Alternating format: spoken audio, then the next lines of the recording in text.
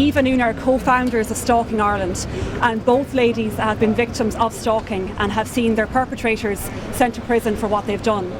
But both women started a campaign following their ordeal to try and help other victims because of the deficiencies in Irish law, and because remarkably, still today in Ireland in 2021, stalking is not a criminal offence, and that's something that we want to change today.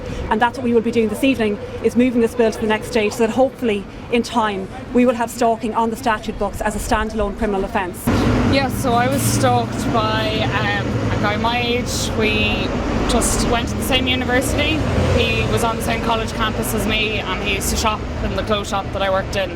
That's to the extent that I knew him. It just started escalating then. He stopped coming into the shop. He started walking past the shop instead of coming in. Didn't really understand that what I was actually experiencing was stalking, because when we tried to Google things about stalking, but separately, nothing came up. When I spoke to the guards about it, they said, well, if he hasn't physically done anything, there's no crime being committed.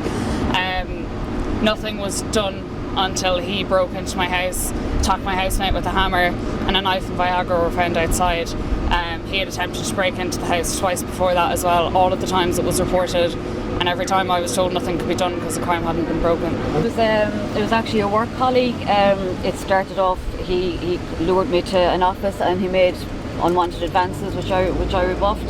Then he started messaging me. He was messaging me continuously for 2 months. Then it went quiet, and then he came to my house. He spray painted my car wheels. He spray painted X's and O's on my window of my house. He left a letter, a sexually explicit letter with 2 unopened condoms in it. He left another letter stating that he was actually going to I could actually have sex with him by consent, or he would break in and rape both me and my daughter. I mean, in both cases, each of the perpetrators will serve less than 5 years. Less than 5 years what they've done. Both Una and Eve will serve a life sentence for what they've been put through. And I have no doubt that when this legislation gets onto the statute books, however long it takes us, we will get this done. But when that happens, we know that it will have a real and long and lasting impact on future victims. We hope we can minimise the number of victims, but at least we know that the law will be sufficient to actually deal with what they've been through, because right now it's not.